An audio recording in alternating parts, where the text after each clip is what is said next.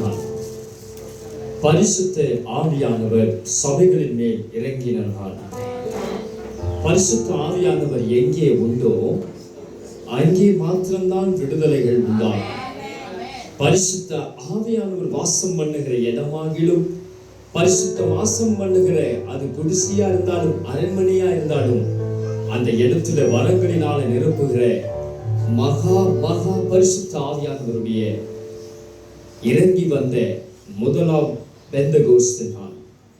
கண்களை மூடி ಕರ್ತರಿಗೆ ನಮ್ಮೆ ಒಪ್ಪಿಕೊಳ್ಳುವುದು. ಈ ಪಂಚಶತಮಾನ ದಿನದಂದು ಪ್ರಥಮ ದಿನವಾಗಿರುವ ಇಂದು ಆ ದಿನವನ್ನು ನೆನೆಸಿ ಅನೇಕ ಸಭೆಗಳಲ್ಲಿ ಆರಾಧಿಸುವುದು. ಪರಿಶುದ್ಧಾತ್ಮನ ಉಜ್ಜೀವನ ಆತ್ಮವನ್ನು ಸಭೆಗಳ ಮೇಲೆ ತುಂಬಿಸಲು ಕೈಗಳ ಮೇಲೆ ಕೆತ್ತಿ Hallelujah, hallelujah, hallelujah, hallelujah, hallelujah, hallelujah, hallelujah, hallelujah, hallelujah, hallelujah, hallelujah. ಉಜ್ಜೀವನ ಮಳೆಯನ್ನು ಸುರಿಸು, ಸರಿ ಅಭಿಷೇಕದಾತ್ಮನಿಂದ ತುಂಬಿಸು, ಅರೆಲೋಕವರವನ್ನು ಕಲಿಸು, ಉಜ್ಜೀವನದಿ ಮುಂದೆ ನಡೆಸು, ನಡೆಸು ನಮ್ಮನ್ನು ನಡೆಸು, ಜೀವನದಿ ಮುಂದೆ ನಡೆಸು. ಎಲ್ಲ ಸೇರಿ ಹೇಳಿ, ನಡೆಸು ನಮ್ಮನ್ನು ನಡೆಸು, ಜೀವನದಿ ಮುಂದೆ ನಡೆಸು, ಉಜ್ಜೀವನ ಮಳೆಯನ್ನು ಸುರಿಸು, ಅಭಿಷೇಕದಾತ್ಮನಿಂದ ತುಂಬಿಸು,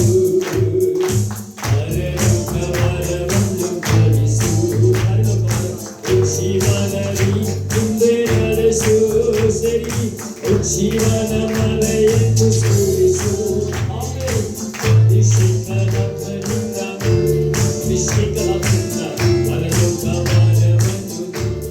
ಪರಲೋಕವನ್ನು ಜೀವನದಿ ಮುಂದೆ ನಡೆಸು, ನಡೆಸು ನಮ್ಮನ್ನು ನಡೆಸು, ಆ ಜೀವನದಿ ಮುಂದೆ ನಡೆಸು, ನಡೆಸು ನಮ್ಮನ್ನು ನಡೆಸು ದೇವಾ, ಈ ಮುಂದೆ ನಡೆಸು.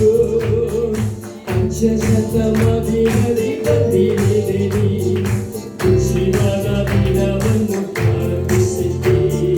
ಪಂಚಶತಮಾನದಿ ಬಂದಿದ್ದೀರಿ, ಶಿವನ ದಿನವನ್ನು ಪ್ರಾರಂಭಿಸಿದ್ದೀರಿ.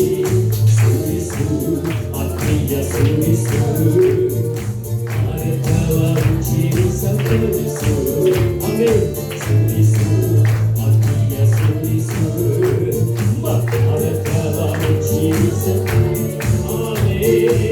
ಜೀವನ ಮಳೆಯನ್ನು, ಜೀವನ ಮಳೆಯನ್ನು ಸಭೆಯ ಮೇಲೆ ಯೇಸುವಿನ ನಾಮத்தினால உங்கள் மேலே ஜீவன் ಮುಂದೆ ಜೀವನದಿ ಮುಂದೆ ನಡೆಸು, ನಡೆಸು ನಮ್ಮನ್ನು ನಡೆಸು, ಜೀವನದಿ ಮುಂದೆ, ಜೀವನದಿಯ ಮುಂದೆ ನಡೆಸು. ಹೇಳಿ, ಈಗಾಗಲೇ ದೇವ ವಾಕ್ಯದ ಕೇಳುವ ಪ್ರತಿಯೊಬ್ಬರನ್ನು ಉನ್ನತ ಆತ್ಮನ ಶಕ್ತಿಯಿಂದ ನಡೆಸು. ಒಳಗಿದ ಏಳುಮ್ಮನ್ನು ಜೀವಿಸು.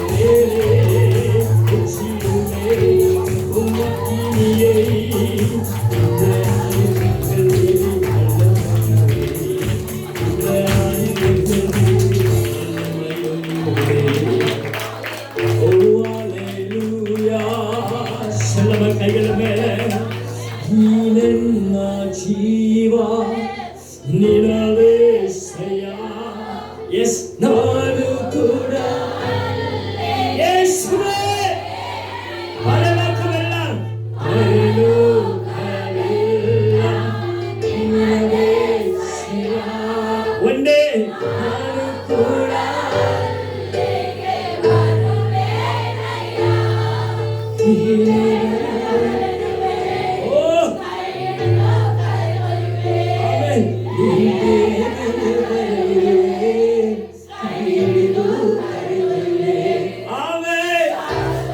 ನನ್ನನ್ನು ಒಂದು ಸ್ಥಾನದಲ್ಲಿ ನಿಲ್ಲಿಸುವಾಗಿಲ್ಲ. ಖಂಡಿತವಾಗಲೂ ನಾನು ಅದನ್ನು ಹೊಂದಿಕೊಳ್ಳುವೆ.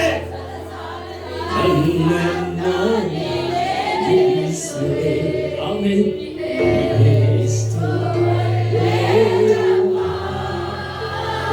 ಆತ್ಮನೇ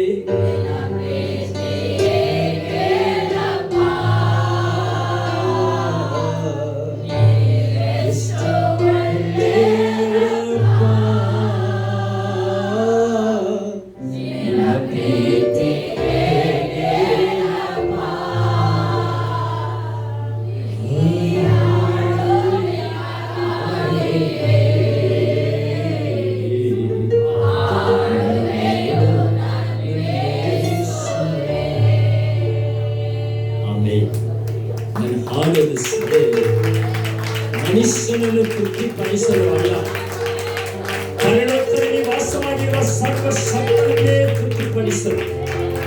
ನನ್ನ ಸ್ವರವನ್ನು ಕೇಳುತ್ತಿರುವ ಸರ್ವಶಕ್ತನನ್ನು, ನನಗಾಗಿ ತನ್ನ ಜೀವವನ್ನು ಕೊಟ್ಟಂತ ಕರ್ತನಾದ ಯೇಸು ಕ್ರಿಸ್ತನು. ನಾವೆಲ್ಲರೂ ಹಾಗೆ ಕುಳಿತುಕೊಳ್ಳೋಣ. ದೇವರ ಪ್ರಸನ್ನತೆ, ದೇವರ ಮಹಿಮೆ ಸಭೆಗಳಲ್ಲಿ ತುಂಬುತ್ತಾರೆ. ಆಮೆನ್. ಹಲ್ಲೆಲೂಯಾ. ಪರಿಶುದ್ಧ ಆತ್ಮನು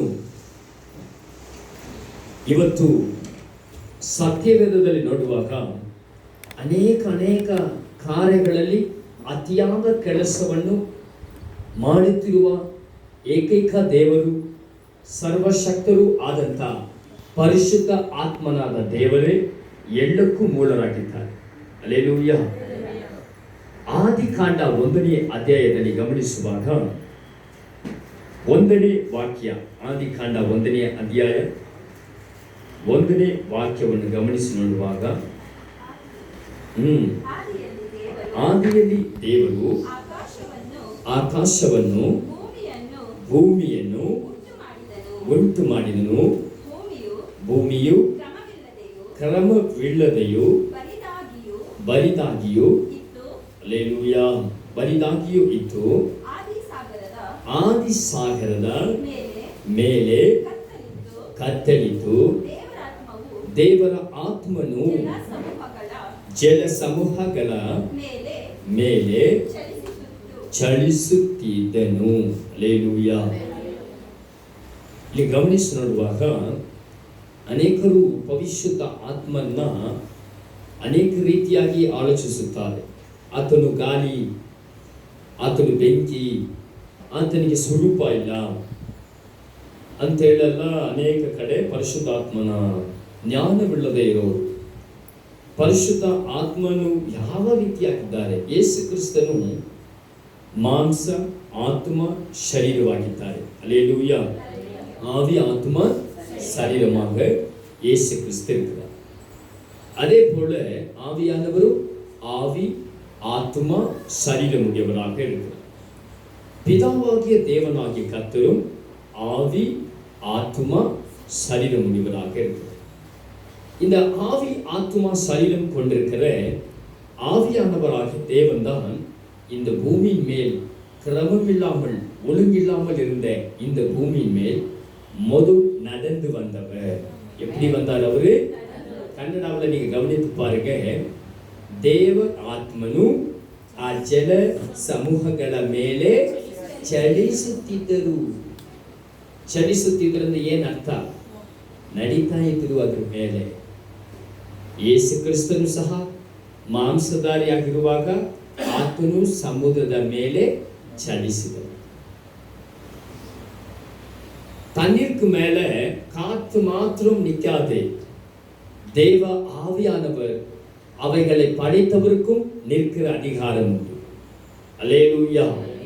வேதத்தில் வாசிக்கிறோம். இன்னைக்கு ஆவியானவரை குறிச்சதான சில பிரபலமான காரியங்களையும், ஆவியானவர் என்கிற தெய்வம் யார், எப்பேற்பட்டவர், அவருடைய வல்லமை என்ன, அவர் யாரிடத்தில் இருப்பார், யாரிடத்தில் இருக்க மாட்டார், அவர் எப்போ வருவார், எப்போ போவார் என்பதை எப்படி நாம் புரிந்து கொள்வது என்கிறதை வேதத்தில் இன்னைக்கு கவனிக்க போகிறோம்.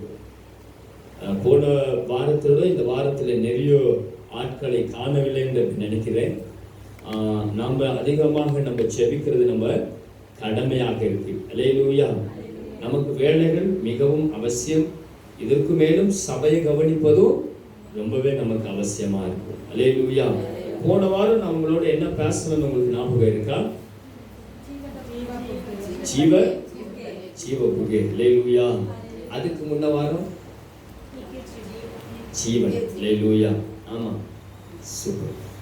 ஏன்னா வசனம் நமக்கு என்ன போகக்கூடாது, வீணாக்க கூடாது. அல்லேலூயா.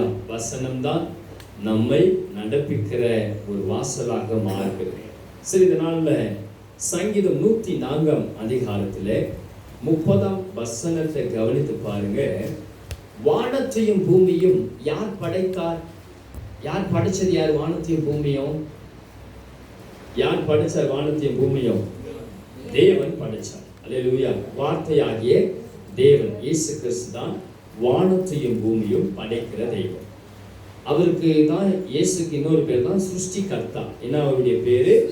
சிருஷ்டி கர்த்தர். கர்த்தர் என்கிறவர் இயேசு. சர்வ வல்லமையாகிய தேவன், பிதாவாகிய தேவன் எதையும் செய்கிறவர் அல்ல, அவர் சித்தம் கொள்ளுவார். என்ன கொள்ளுவார்? அவரு the plan of God. அவர் சித்தம் கொள்ளுகிற ದೇವನ್.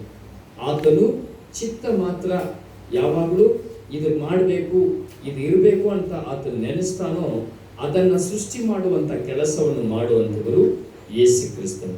ಆದರೆ ಸೃಷ್ಟಿ ಮಾತ್ರ ಮಾಡಿಬಿಟ್ರೆ ಸಾಕ? ಅದು ಚಲಿಸಬೇಕು, ಅದು ಉಸಿರಾಡಬೇಕು, ಅದು ಜೀವವಾಗಿರಬೇಕಂದ್ರೆ ಅದಕ್ಕೆ ಜೀವ ಕೊಡುವಂಥ ಶಕ್ತಿ ಪರಿಶುದ್ಧಾತ್ಮನಲ್ಲಿ ಮಾತ್ರ ಉಂಟು. ಹಲ್ಲೆಲೂಯಾ. ಯಾರ ಹತ್ರ ಉಂಟು? ಪರಿಶುದ್ಧಾತ್ಮನ ಹತ್ರ.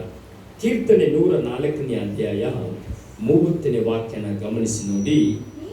ನೀನು ಜೀವಶ್ವಾಸವನ್ನು ಊದಲು ಅವು ಹೊಸದಾಗಿ ಹುಟ್ಟುತ್ತದೆ, ಭೂಮಿಯನ್ನು ನೂತನ ಪಡಿಸುತ್ತಿರುತ್ತಿ. ಗಮನಿಸಿ ನೋಡಿ ದೇವರ ವಾಕ್ಯನ. ಪರಿಶುದ್ಧ ಆತ್ಮನ ಶ್ವಾಸ ಎಲ್ಲೆಲ್ಲ ಬರ್ತದೋ ಅದೆಲ್ಲವೂ ಪರಿಶುದ್ಧ ಆತ್ಮನನ್ನು ಕುರಿಸುವಂತ ವಾಕ್ಯವಾಗಿದೆ. ಈ ಪರಿಶುದ್ಧ ಆತ್ಮನು ಎಲ್ಲೆಲ್ಲ ಒಳಗಡೆ ಹೋಗ್ತಾರೋ ಅದ್ರ ಎಲ್ಲಕ್ಕೂ ಜೀವ ಉಂಟಾಗುತ್ತದೆ. ಪರಿಶುದ್ಧ ಆತ್ಮನು ಇಲ್ಲದೇ ಇರುವ ಜಾಗ ಎಲ್ಲ ಏನಾಗಿರುತ್ತೆ? ಜೀವ ಇಲ್ಲದೇ ಇರೋ ವಸ್ತುವಾಗೇ ಇರುತ್ತೆ. ಒಂದು ಕಡೆ ಯೇಸು ಸ್ವಾಮಿ ಹೇಳ್ತಾರೆ, ಒಬ್ಬನು ತನ್ನ ಮನೆಯಲ್ಲಿ ಯಾರೋ ಸತ್ತೋಗಿದ್ದಾರೆ, ಯಾರು ಸ್ವಂತದವರು ಸತ್ತೋಗಿದ್ದಾರೆ, ಸ್ವಾಮಿ ನನ್ನನ್ನು ಸ್ವಲ್ಪ ದಯಮಾಡಿ ಕಳಿಸ್ಕೊಡಿ. ಯೇಸು ಕ್ರಿಸ್ತನ ಅವನು ನೋಡಿ ಹೇಳ್ತಾ ಇದ್ದಾರೆ, ನೀನು ನನ್ನನ್ನು ಹಿಂಬಾಲಿಸು, ಸತ್ತೋದವನು ಸತ್ತವನ ಕಾರ್ಯ ನೋಡು. ದೇವರ ಮಕ್ಕಳಾಗಿರುವ ದೇವ ಸಭೆಯ ವಿಶ್ವಾಸಿಗಳೇ, ಕರ್ತನು ನಿಮ್ಮನ್ನು ಅವರಿಗಾಗಿ ಬೇರ್ಪಡಿಸಿದ್ದಾರೆ, ಅವರ ಸೇವೆಗಾಗಿ ಬೇರ್ಪಡಿಸಿದ್ದಾರೆ.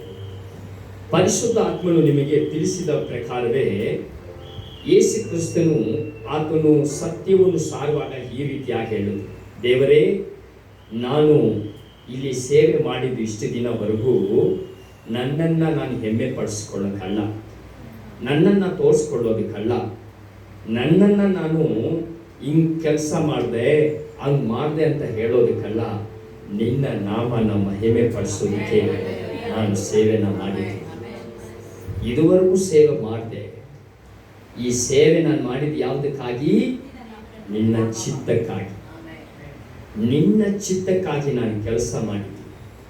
ಆದರೆ ನಾನೀಗ ಏನಾಗ್ತಾ ಇದ್ದೀನಿ? ಹೋಗ್ತಾ ಇದ್ದೀನಿ, ನಿನ್ನ ಬಲವಾದ ಆತ್ಮನ ಇಲ್ಲಿ ನಾನು ಕಳಿಸ್ಕೊಡ್ತೀನಿ. ಯೇಸು ಸ್ವಾಮಿ ಈ ಲೋಕಕ್ಕೆ ಬಂದಂಥ ಮುಖ್ಯ ಕಾರ್ಯಗಳಲ್ಲಿ ಒಂದು ಪ್ರಧಾನ ಕಾರ್ಯ ಅಂದರೆ ಪರಿಶುದ್ಧ ಆತ್ಮನನ್ನು ಈ ಭೂಮಿಗೆ ತರುವಂಥದ್ದಾಗಿತ್ತು. ಯಾರೀ ಪರಿಶುದ್ಧ ಆತ್ಮನು? ಈ ಪರಿಶುದ್ಧ ಆತ್ಮನು ಮಾತಾಡಿ ಹೋಗುವಂಥ ಆತ್ಮನಲ್ಲ. ಈ ಪರಿಶುದ್ಧ ಆತ್ಮನು ಮಾತಿಲ್ಲದೆ, ಶಬ್ದವಿಲ್ಲದೆ, ಬೆಂಕಿಯಿಂದಲೂ ಪರಿಶುದ್ಧದ ಆತ್ಮನಿಂದಲೂ ತುಂಬಿಸಿ ನೂತನ ಪಡಿಸುವ ಆತ್ಮ. ಹಲ್ಲೆಲೂಯಾ. ವಾಕ್ಯನ ಗಮನಿಸಿ ನೋಡಿ. ಕೀರ್ತನೆ 104ನೇ ಅಧ್ಯಾಯ 30ನೇ ವಾಕ್ಯದಲ್ಲಿ, ನೀನು ಜೀವ ಶ್ವಾಸವನ್ನು ಊದಲು ಹಾಗೂ ಹೊಸದಾಗಿ ಹುಟ್ಟುತ್ತದೆ, பூமிಯನ್ನು நூத்தன படுசுத்தி. வேதத்துல கவனிச்சு பாருங்க, பரிசுத்த ஆவியானவர் எங்கே வருவாரோ அந்த பொருள் என்னவா மாறும்? புதுசா மாறுது. நம்ம ஒரு வீட்டுல ஒரு பொருள் வாங்குறோம்னு வச்சுக்கோங்க, அது என்ன மாதிரி காஸ்ட்லி பொருளா இருந்தாலும் சரி, மொபைல் இன்னைக்கு பல லட்சத்துல இருக்கு மொபைல். அந்த மொபைலை ஒரு வாட்டி வாங்கி கொஞ்சம் ரிப்பேரி ஆயிடுச்சுன்னா அந்த மொபைலை நீங்க ரெடி பண்ணிட்டீங்கன்னு வச்சுக்கோங்க. ரிப்பேரியான மொபைல் எவ்வளோ பெரிய நல்ல மெக்கானிக் பண்ணாலும் அந்த மொபைல் ரிப்பேரி, அதாவது அது நல்லா இருக்கும், ஆனால் அதுக்கு என்ன பேர், என்ன ஹேண்ட், அது செகண்ட் ஹேண்ட். எவ்வளோ பெரிய ஃப்ரிட்ஜாக இருந்தாலும் பீரோவாக இருந்தாலும் மனுஷன் ரிப்பேரி பண்ணி அது கொடுத்தா அந்த பொருளை திரும்பி கொடுக்கணும்னா, அது வண்டியானாலும் காரானாலும் எவ்வளோ லட்சத்துக்கு என்ன வாங்கு, அதை கொடுக்கும் போது அது என்ன ஹேண்டு பேர் மாறுதில்லை. பட் ஆவியானவர் சபைகளுக்குள்ள பேர்பட்டவர் அல்ல, அவர் புதுப்பிக்கிறார். எப்படி அந்த புதுப்பிக்கிறார்? எவ்வளோ அழகா இந்த வசனம் இருக்குல்ல. நான் இதை வாசிக்கும் போது, நான் இதை படிக்கும் போது ரொம்ப யோசிச்சேன். கோல்டுக்கு என்ன வேல்யூ, கோல்டுடைய வேல்யூ எப்படி நாட்கள் நம்ம கையில இருந்தாலும் சேர்த்து கடலை இருந்தாலும் எப்படி அது விலை அதிகமாக போகுதோ, அப்படி சபைக்குள்ள இருக்கிற ஆத்மாக்களுடைய அந்த கிருபையும் ஆசீர்வாதத்தையும் ஆவியானவர் புதுப்பிச்சுட்டே. அல்லேலூயா, அல்லேலூயா. ஆவியானவர் கைப்பட்ட எந்த பொருளும் என்னவா மாறும்? புதுசா. புதுப்பிக்கிற ஆவியானவர் என்னை அவர் புதுப்பிக்க செய்கிறார். ஆவியானவர் என்கிறவர் எங்கே இருப்பார்? ஆதியாகமம் 6ஆம் அதிகாரம் 3வது வசனம், தேவ ஆவியானவர் மனிதனுடைய உள்ளே வாசம் பண்ணுகிறவர். எங்க வாசம் பண்றார் ஆவியானவர்? அந்த வசனம் கீவட மாத்திரங்க, ದೇವರ ಆತ್ಮ ಮನುಷ್ಯರಲ್ಲಿ ಅದು ನೆಕ್ಸ್ಟ್ ಪಾಯಿಂಟ್. ಆದರೆ ದೇವರ ಆತ್ಮ ಎಲ್ಲಿ ಇದೆ? ಎಸ್, ನಮ್ಮೊಳಗೆ ದೇವರ ಆತ್ಮನು ಇದ್ದಾರ.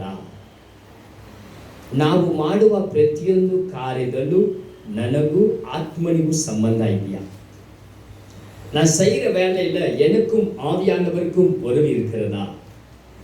கவனிச்சு பாருங்க. அதே ஆவியானவர் ஆதியாகமம் 41ஆம் அதிகாரம் 38வது வசனத்தை நீங்க கவனிச்சு பாருங்க. எகிப்தில் அடிமையா இருந்த யோசேப்பு, இந்த யோசேப்புக்குள்ள தேவ ஆவியானவர் இருந்ததினாலே அவன் அடிமையாக விற்கப்படுகிறான், சகோதரனிடத்திலிருந்து தள்ளப்படுகிறான், அவமானப்படுகிறான், குழியில் விழுந்தான். ஆனாலும் அந்த ஆவியானவர் அவனுக்குள்ளே இருந்ததினாலே அவன் கொம்பை கர்த்தர் உயர்த்தினார். என்ன பண்ணாரு? அவன் உயரப்பட்டான், அவன் ஆசீர்வாதமாய் பெருகினான், அந்த தேசத்துல அவன் அதிகாரியானான். காரணம் யார் அவனுக்குள்ளே இருந்தா? ವಾಸಿಂಗ ಅಂತ ವಸನತೆ ಪಾರೋಹನ್ ಏನು ಹೇಳ್ತಾ ಇದ್ದಾನೆ ಇಲ್ಲಿ? ಪಾರೋಹನು ತನ್ನ ಸೇವಕರಿಗೆ ಈ ಜವಾಬ್ದಾರಿಯನ್ನು ವಹಿಸಿಕೊಳ್ಳಲು ಯೋಸೇಫನಿಗಿಂತಲೂ ಉತ್ತಮನಾದ ವ್ಯಕ್ತಿಯನ್ನು ಕಂಡುಕೊಳ್ಳಲು ಸಾಧ್ಯವೇ? ದೇವರಾತ್ಮನೇ ಇವನ ಸಂಗಡವಿದ್ದಾನೆ. ಯೋಸೇಫನು ಹೆಚ್ಚಿಸಲು ಯೋಸೇಫನು ಆ ಒಂದು ದೇಶದಲ್ಲಿ ಅವನನ್ನು ಅಧಿಕಾರಿಯಾಗಿ ನಿಲ್ಲಿಸಲು ಮನುಷ್ಯನು ಅವನಿಗೆ ಸಹಾಯಕನಾಗಿರಲಿಲ್ಲ, ದೇವರ ಆತ್ಮನು ಆತನಿಗೆ ಸಹಾಯಕನಾಗಿದ್ದ. ಹಲ್ಲೆಲೂಯಾ, ರಾಜ